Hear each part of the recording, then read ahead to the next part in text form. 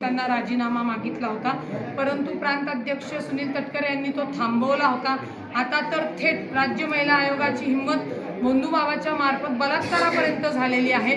त्यामुळे मला नाही वाटत की आता कोणी त्यांचा राजीनामा घेण्यापासून थांबवू शकेल।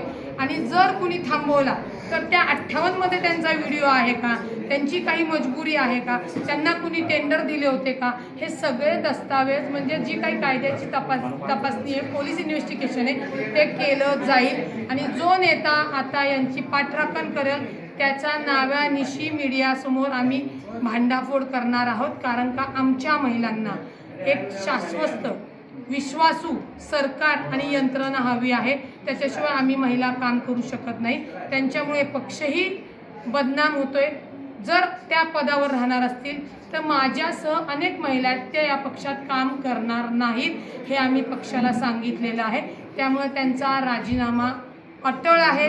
त्यांना सहआरोपी करणं हेही याही गोष्टी होणार आहेत आणि त्याच्यासाठीच आम्ही याची मागणी मुख्यमंत्री आणि दोन्ही उपमुख्यमंत्री यांच्याकडे करणार आहोत।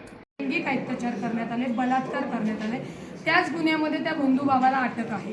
खरं वास्तविक पाहता सरकारकडनं जी राज्य महिला आयोग स्थापन करण्यात आलेली आहे त्यांनी त्याच्यामध्ये त्या पीडितेला आधार दिला पाहिजे होता, तिची चौकशी करायला पाहिजे होती, या आरोपीच्या मुसक्या आवळायला पाहिजे होत्या। तसं न होता राज्य महिला आयोगाच्या ज्या अध्यक्ष आहेत त्यांनी वर्षापूर्वी ज्या पत्रकारांनी भांडाफोड केली त्याच वेळी त्याला जर कारवाई केली असती तर आत्ता त्या अत्याचाराला महिला बळी पडल्या नसत्या। परंतु राज्य महिला आयोगाने स्वतःच्या लेटर हेडवर त्या पत्रकाराला धमकी दिली, पोलिसांना त्यांच्यावर कारवाई करायला लावली आणि त्यामुळे त्या आरोपीचं त्या गुन्हेगाराचं मनोबल वाढलं आणि त्यांनी जे काही समजा 20 महिलांचं शोषण केलं असेल तर या वर्षभरात तो 58 या महिलांपर्यंत पोहोचला। त्याला सगळ्याला कारणीभूत महिला आयोगाच्या अध्यक्ष आहेत।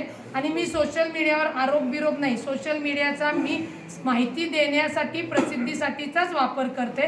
परंतु मला जो काही अधिकाराने कोर्ट मिळाले आहे त्या कोर्टाच्या कायद्याच्या ज्ञानानुसार मी त्या पोलिसांना आणि सरकारला सांगितलं की या मॅडमचा त्याच्यामध्ये हस्तक्षेप आहे, यांना सहआरोपी करा।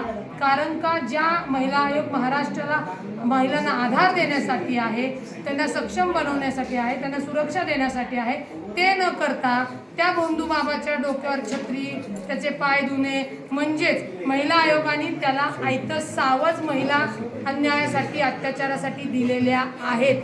ह्या कायदेशीर विथ एव्हिडन्स हे त्यांना मी दिलेलं आहे। त्यांनी नाही केलं तर कोर्टामध्ये जाऊन त्या याचिका दाखल करण्यात येईल, पोलिसांवर सुद्धा ताशेरे ओढण्यात येतील। कारण का मॅडमनी परवा संध्याकाळी शिर्डी पोलीस स्टेशनला फोन केला, जो व्हिडिओ व्हायरल होतोय त्या व्हिडिओमधल्या महिलेला पोलिसांनी बोलवलं होतं। त्या महिलेने सांगितलं की तुम्हाला थोड्याच वेळात फोन येईल आणि थोड्याच वेळात खुद्द दस्तूर महिला आयोगांचा फोन आला, तिची चौकशी करायची नाही, तिचा व्हिडिओ ज्याने व्हायरल केला त्याला अनाथ मारा चोपा आणि ह्या प्रकरणाचा तपास करायचा नाही, असं कायद्यामध्ये कुठल्याही संविधानिक पदावर असलेल्या किंवा पंतप्रधान असलेल्या मुख्यमंत्री असलेल्या लोकांना कायद्याची पायमल्ली करण्याचा अधिकार नाही।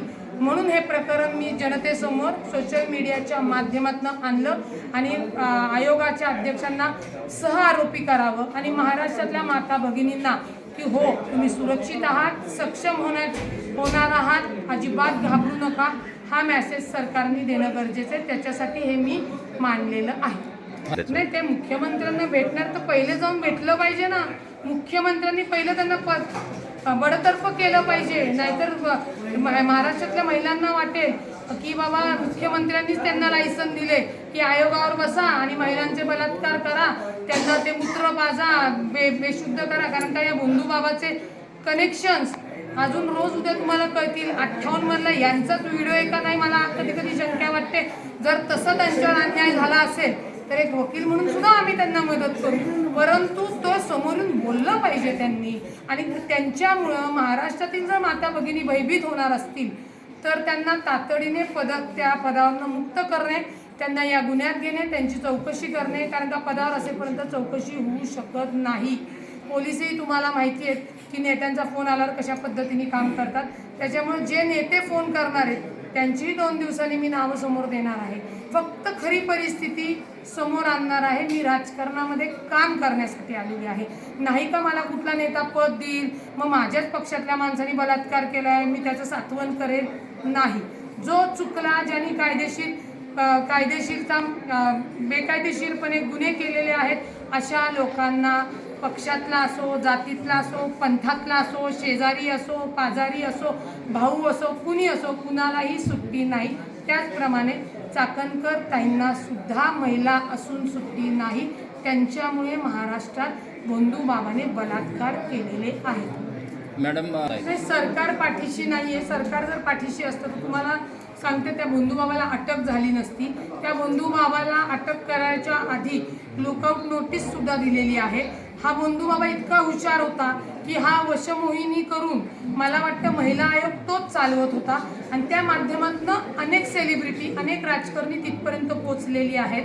राज्याचे उपमुख्यमंत्री एकनाथ शिंदेंचा तुम्हाला फोटो दिसतोय, विखे पाटलांचा फोटो दिसतोय, पण शंकराची पिंड त्यांच्या मंदिरामध्ये आहे. कुणीही पाया पडू शकतो. मीही शंकराचं महादेवाचं मंदिर आहे म्हणजे पाया पडायला जाऊ शकते, पण तो पुजारी, तो बाबा जर विकृत आहे, तो महिलांना त्रास देतोय, तर त्यावेळी महिला आयोगाने त्यांच्यावर कारवाई करणं गरजेचं होतं. ती कारवाई का नाही केली? एकनाथ शिंदे साहेबांनी कुठे महिला आणून दिलेल्या दाखवल्यात का?